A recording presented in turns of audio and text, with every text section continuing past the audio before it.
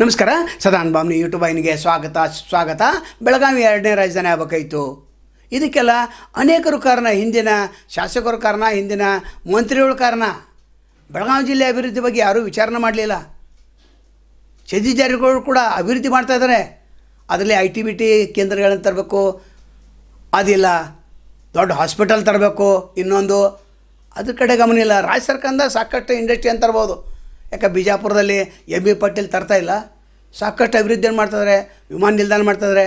ಇನ್ನು ಬೆಳಗಾವಿ ವಿಮಾನ ನಿಲ್ದಾಣ, ಜಗದೀಶ್ ಶೆಟ್ಟರ್ ಯಾವಾಗ MP ಆದರೂ ಆವಾಗ ವಿಮಾನ ನಿಲ್ದಾಣ ಬರುವಂಥ ಸಂಖ್ಯೆನೇ ಕಡಿಮೆ ಆಯ್ತು.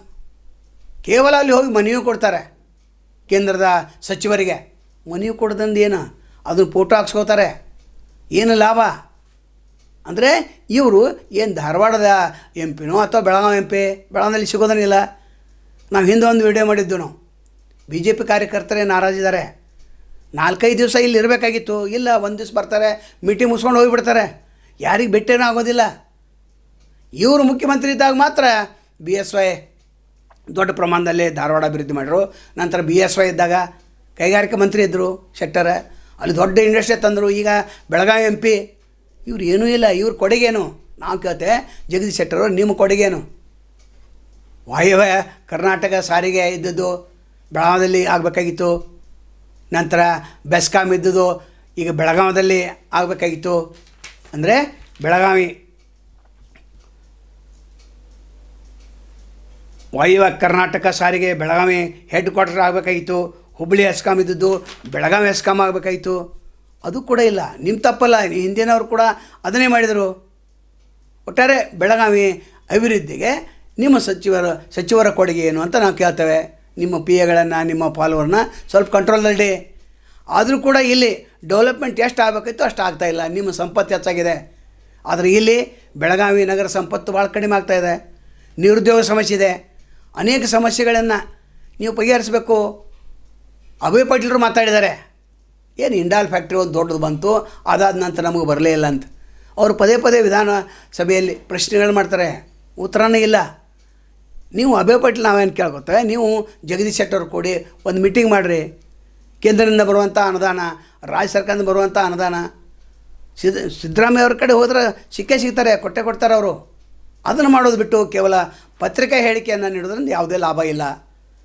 ನಂತರ ನಾವು ಸತೀಶ್ ಜಾರಕಿಹೊಳಿ ಕೇಳ್ತೇವೆ, 4 ಸಚಿವಾಲಯಗಳನ್ನು ನೀವು ಸುವರ್ಣಸೌಧಕ್ಕೆ ತಂದಿದ್ದರೆ ನಿಮ್ಮನ್ನು ಮುಖ್ಯಮಂತ್ರಿ ಮಾಡ್ತಾರೆ ಜನ. 18 ಕ್ಷೇತ್ರದಲ್ಲಿ ನೀವು ಅಡ್ಡಾಡೋದು ದೊರೆತಿಲ್ಲ, ಎಲ್ಲವನ್ನು ಆರಿಸ್ತಿರ್ತಾರೆ. ಆದರೆ ನಿಮ್ಮದು ಸಂಪತ್ತು ಹೆಚ್ಚಾಗ್ತಾಯಿದೆ, ಆದರೆ ಅಭಿವೃದ್ಧಿ ಕಾರ್ಯಗಳು ಭಾಳ ಕಡಿಮೆ ಆಗ್ತಾಯಿದ್ದಾವೆ. ನಿಮ್ಮ ಕ್ಷೇತ್ರದಲ್ಲಿ ನೀವು ಮಾಡತ್ತಾರೆ, ಲಕ್ಷ್ಮೀ ಹೆಬ್ಬಾಳ್ಕರ್ ತಮ್ಮ ಕ್ಷೇತ್ರದಲ್ಲಿ ಮಾಡತ್ತಾರೆ, ಅವ್ರು ಮಾಡಲಿ ಒಳ್ಳೆಯದು. ಆದರೆ ಜಿಲ್ಲೆ ನೋಡಬೇಕಲ್ಲ. ಜಗದೀಶ್ ಶೆಟ್ಟರ್ ಮಾತ್ರ ಶೂನ್ಯ ಇದೆ. ಅವ್ರ ಕಾರ್ಯಕರ್ತರು ಹೇಳ್ತಾ ಇದ್ದಾರೆ, ಒಂದು ವೇಳೆ BJP ಮುಂದಿನ ಸಲ MP ಸೋತ್ರೆ ಜಗದೀಶ್ ಶೆಟ್ಟರ್ಗೆ ಕಾರಣ ಆಗ್ತಾರೆ. ಅದು ಅಲ್ಲದೆ 4 MP ಕ್ಷೇತ್ರಗಳು ಬರ್ತವೆ, ಎಲ್ಲಿ 4 MLA ಕ್ಷೇತ್ರಗಳು ಬರ್ತವೆ, ಅವು ಕೂಡ ಡಮಾರ್ ಅಂತವೆ. ಅದಕ್ಕೆಲ್ಲ ಜಗದೀಶ್ ಶೆಟ್ಟರ್ ಕೊಡುಗೆನೇ ಕಾರಣ ಅಂತ ಹೇಳ್ಬೋದು. ಇನ್ನು ಸುರೇಶ್ ಅಂಗಡಿ ಅವರಿದ್ದಾಗ ರೇಲೆ ಬೆಳಗಾವಿಯಿಂದ ಹಿರೇಬಾಗೇವಾಡಿ, ಬೈಲಹೊಂಗಲ, ಸೌದತ್ತಿ, ರಾಮದುರ್ಗ ವರೆಗೂ ಬಾದಾಮಿ ಮತ್ತು ಬಾಗಲಕೋಟೆಗೆ ಕೂಡಿಸುವಂಥ ಯೋಜನೆ ಇತ್ತು. ಈಗ ಜಗದೀಶ್ ಶೆಟ್ಟರ್ ಏನು ಮಾಡ್ತಾರೆ, ಧಾರವಾಡದಿಂದ ಸೌದತ್ತಿ ಮೇಲೆ ರೈಲ್ವೆ ಸ್ಟೇಷನ್ ಲೈನ್ ಹೋಗ್ತಾ ಇದ್ದೀರಿ ಅಂತ ಆರೋಪ ಇದೆ. ಯಾಕೆ ಬೈಲಹೊಂಗಲ ಜನ ಏನು ಮಾಡಿದರು? ಇನ್ನು ಬೆಳಗಾವಿ ಕೂಡ ಅಭಿವೃದ್ಧಿ ಏನು ಆಗಬೇಕಾಯಿತು ಅದು ಆಗ್ತಾಯಿಲ್ಲ.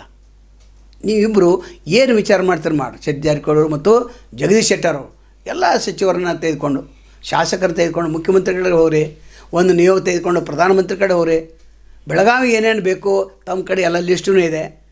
ಎಷ್ಟು ಹಣಕಾಸಿನ ವ್ಯವಸ್ಥೆ ಕೇಂದ್ರ ಸರ್ಕಾರದವ್ರು ಮಾಡಲಿ, ರಾಜ್ಯ ಸರ್ಕಾರಕ್ಕೆ ಸಂಬಂಧಪಟ್ಟಂಥ ಕಾರ್ಯಕ್ರಮ ರಾಜ್ಯ ಸರ್ಕಾರ ತರಲಿ.